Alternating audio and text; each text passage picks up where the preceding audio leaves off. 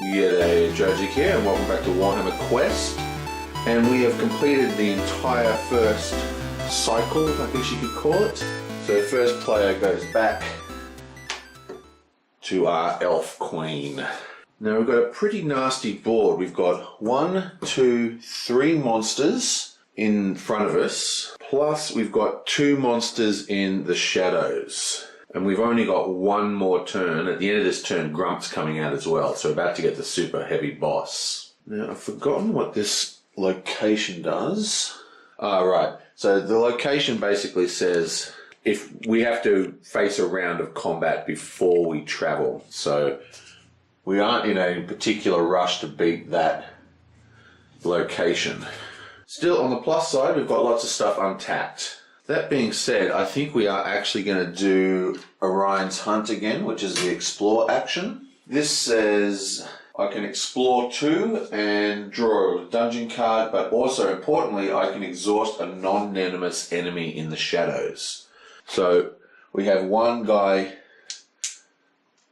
in front of us, so we have to roll 1 combat die. We get 2 successes and a hit.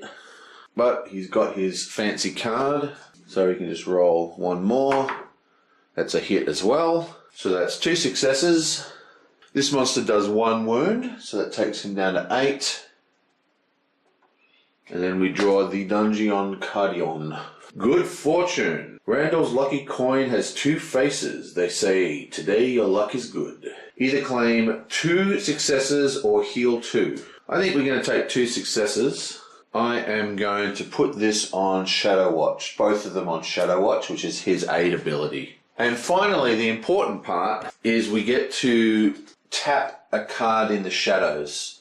So that's 1 monster we won't have to face during the monster phase. And we are going to use our rest function, which is Battle Prayers, which actually will untap everything as well. So we haven't used this before. This one says you may exhaust 1 non-venomous enemy engaged with you. So we can tap this guy so he will no longer have to worry about. I'm going to put this guy like that for being untapped because it's just easier for me to read. Then we can rest with a single die. We just roll 1 dice and we get 1 success. That means we heal 1, but we're at max health, so that doesn't do anything. What a waste of time. And the important part is 1 hero becomes empowered, and we are going to empower our mage, our resident DPS. And that'd be that. Now that we're looking at the mage, let's go straight to him. Oh wait, his fireball's not tapped. Oh, all the combat is tapped.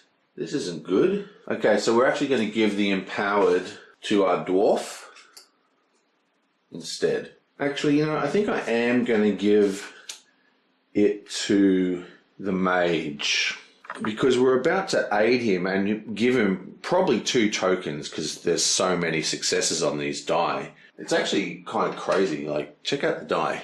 You got 1, 2, got 1 face, 2 face, 3 face, 4 face, 5 faces. So basically 5 faces out of every die has a success on it. So you're almost guaranteed to get a success.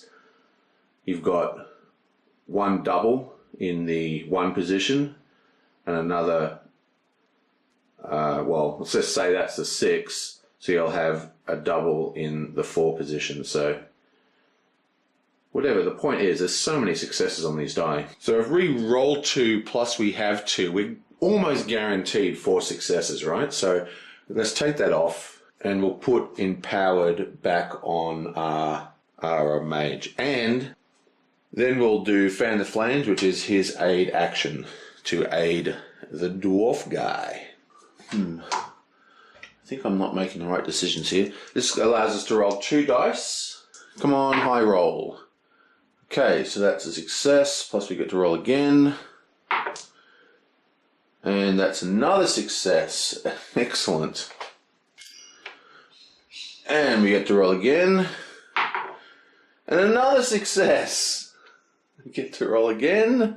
Oh, it's a cocked. Okay, so that was pretty amazing. So that's 1, 2, 3, 4.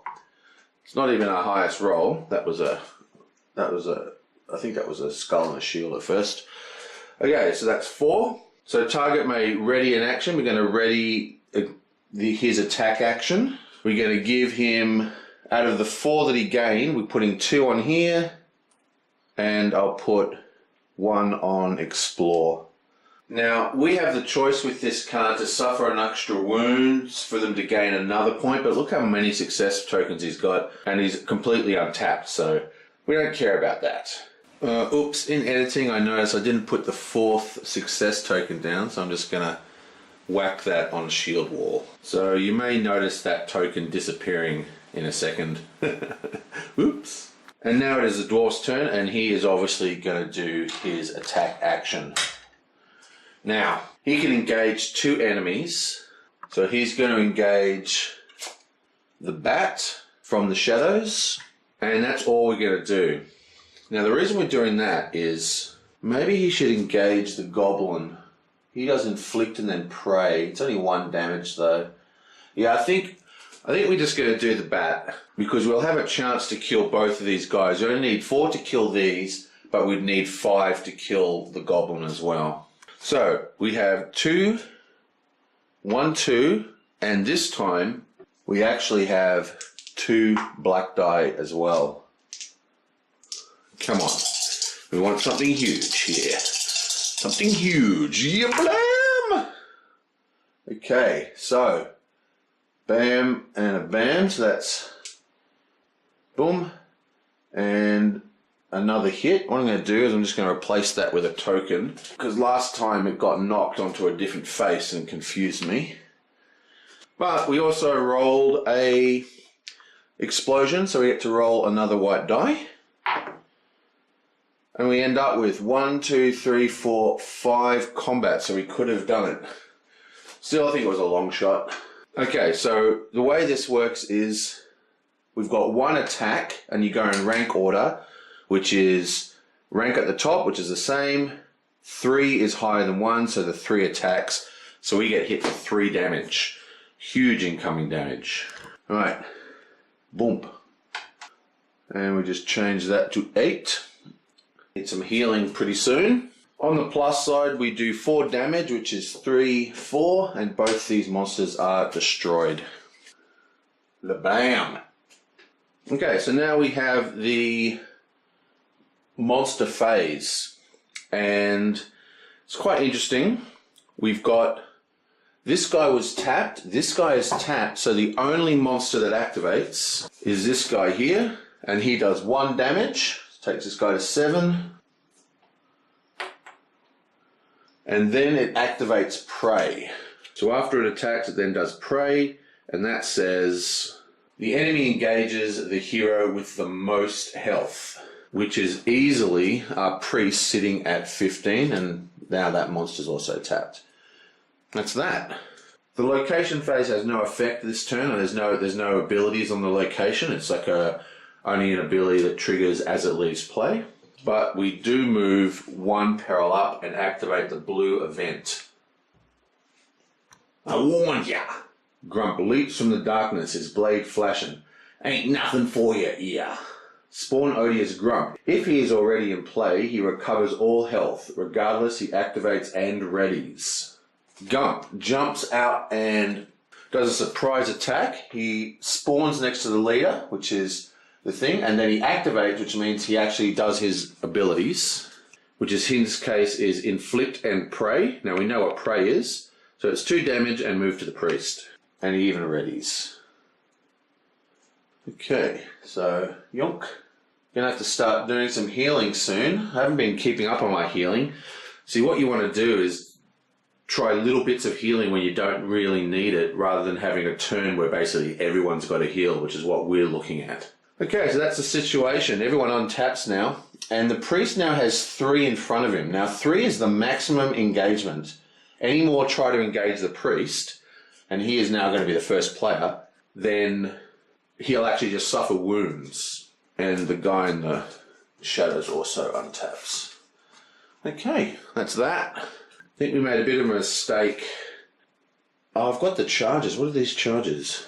You may discard this card after a hero's activation to choose an engagement zone. Each enemy in the zone suffers 2. That's pretty good. You know, I think I've been doing prey wrong. Let me just... Okay, so this says zone suffers 1 wound. So that symbol means wounds, right?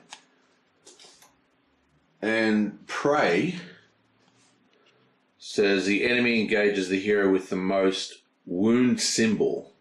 So I did it to the guy with the most health when it's actually the guy with the most wounds.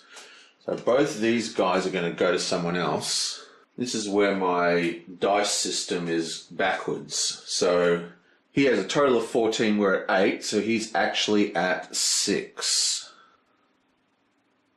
He is maximum of 10, he's at 6, so he has 4.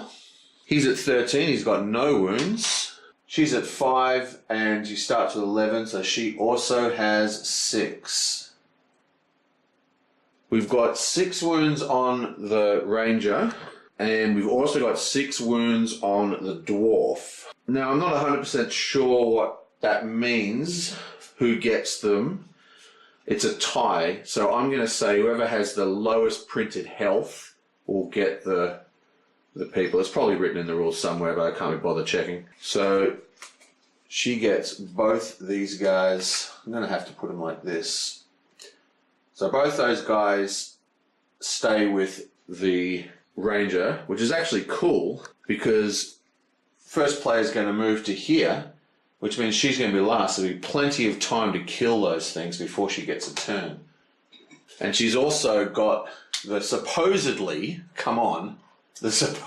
useful lucky coin, which allows us to re-roll the black die. But every time we've re-rolled the black die, it's remained a hit. Okay, I just checked the rules, and it's a lame rule. If it's tied, the players can decide where it goes, which makes no sense since the monsters are attacking. I'm just going to say lowest printed health makes more sense to me if you've got tied health. And besides, even if we did make the choice, it would still be the same person for what I just said, because she's actually going last next turn. Okay, well, that is that. I will see you guys next time.